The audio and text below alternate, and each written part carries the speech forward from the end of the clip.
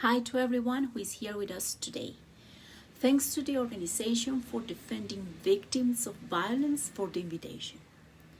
Since October of last year, mobilizations of all kinds with very diverse formats and diverse agendas have multiplied worldwide. According to information from various sources, massive demonstrations and marches, as well as occupations and camps, have been carried out in different parts of the world, both in support of Israel and in solidarity with the Palestinian people. According to the Carnegie Endowment for International Peace, between October 7th and the end of November 2023, demonstrations in support of Israel were recorded in at least 39 countries, while more than 80 countries have witnessed demonstrations in support of Palestine. Other sources indicate that more than 170 camps were established, especially in university environments, distributed in around 35 countries. This massive mobilization, which has lasted over time and is unprecedented in recent history, emerged in a context of serious limitations on the right of peaceful assembly at a global level. According to the Civicus Monitor, by 2022, about a third of the world's population live in countries with restricted civic space, which translates into a severe impact on freedom of expression, freedom of peaceful assembly, and freedom of association. So, it is important to understand that the crackdown of the peace movement does not come along, but is part of a global trend, an anti-protest virus, which has unfortunately been establishing and spreading for several years now. As Ms. Katerina's report mentioned, in some countries, demonstrations considered pro-Palestinian have been banned, while in other places they have faced serious stigmatization and even criminalization. However, I must say that the response of the security forces has been uneven. While in different places, police have refused to apply prohibitions and refused to repress, disperse, or use forces to manage peaceful assembly, and even have established peace units to be in permanent contact with protesters.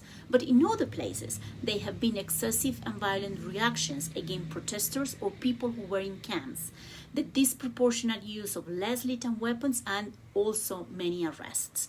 The interesting thing about this is that there are a radical difference between countries, but also between cities in the same country and even between protests carried out in the same city.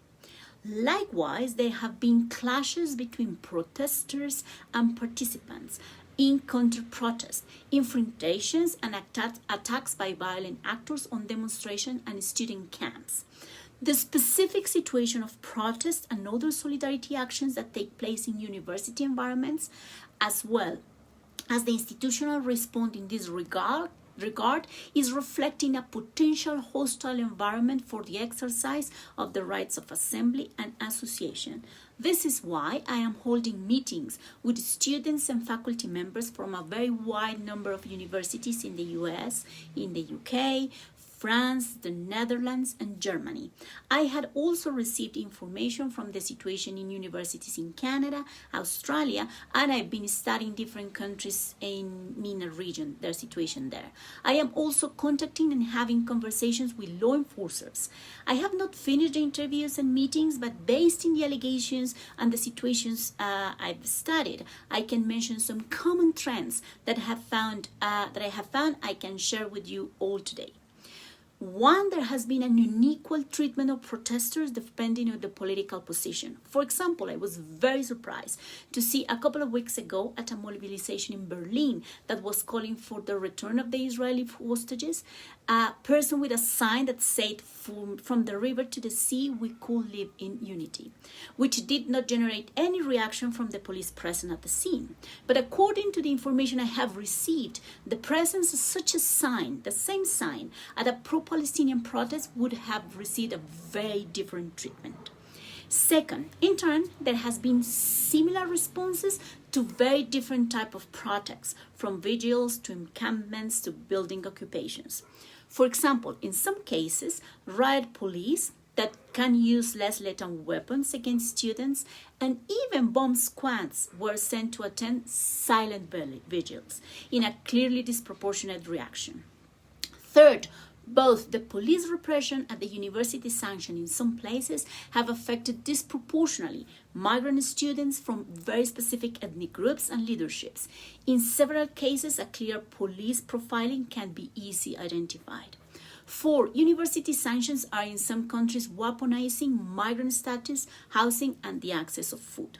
5. People interviewed ensured a close alliance between university and the city's police that had led to an increase of surveillance on campus with the installation of new cameras and facial recognition processes, but also online surveillance. 6. The universities have changed the rules of the Go in an arbitrary way. These changes are taken without consent, mostly without consultation with the students and with no transparency and clear information.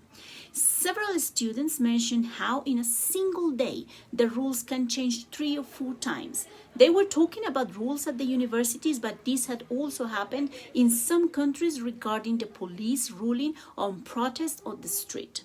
7. Closing campuses, including libraries, in exam periods was seen as a collective punishment on a student population to make other students to be against protest and physically impeding them to participate. This has created an immediate chilling effect that affects deeply the exercise of the right of freedom of peaceful assembly. 7. In some cases, violence and harassment does not come from the police or from counter-protesters, but from external actors not affiliated with universities that perform acts of harassment, such as following students to dorms or houses, shooting at them on the streets, and others. To end, I want to remind you of some basic international standards associated with freedom of assembly, many of which do not seem to be respected now. First, the states have the obligation to abstain from unduly interfering with the rights of peaceful assembly, but also to facilitate and protect them. This means ensuring that the rights of peaceful assembly and of peaceful association are enjoyed by everyone without discrimination on the basis of race, color, sex, language, religion, political or other opinion, national or social origin, and age. Second, any restriction on the exercise of peaceful assembly must comply with requirements of legal necessity and proportionality. So this means that it needs to be contained in laws or administrative resolution that are precise. Also that it needs to consider the value of the protest and take into account its objectives. And third, that are proportional, not only to the interests that are intended to be protected, but also the nature of the harmful effect must be weighted against the result of the benefit. Third, the prohibition of a specific assembly can be considered only as a measure of last resort. Where the imposition of restrictions on an assembly is deemed necessary, the authorities should first seek to apply the less intrusive measure. 4. Failure to notify authorities of an assembly does not render an assembly unlawful, and consequently should not be used as a basis of dispersing it. Where there has been failure of properly notify, organizers, community of political leaders should not be subject to criminal or administrative sanction, including fines or imprisonment. 5. States should facilitate and protect peaceful assembly, including through negotiation and mediation. The use of force by law enforcement officials should be exceptional, and assemblies should ordinarily be managed with no resort to force. Any use of force must comply with the principles of necessity and proportionality. Acts of sporadic violence of other punishable actors committed in the middle of the protest do not deprive peaceful individuals of the right of peaceful assembly. And also the use of face covering or other disguises should not itself be deemed signifying violent intent. 6. The management of the protest must be always content neutral. I invite you all to know the model protocol for law enforcement officials to promote and protect human rights in the context of peaceful protests that was developed by my antecessor in collaboration with the United Nations Office on Drug and Crime and the Office of the United Nations High Commissioner of Human Rights. I am very happy of being able to share this information with you. I hope the conversation today is fruitful. Thank you again for the invitation.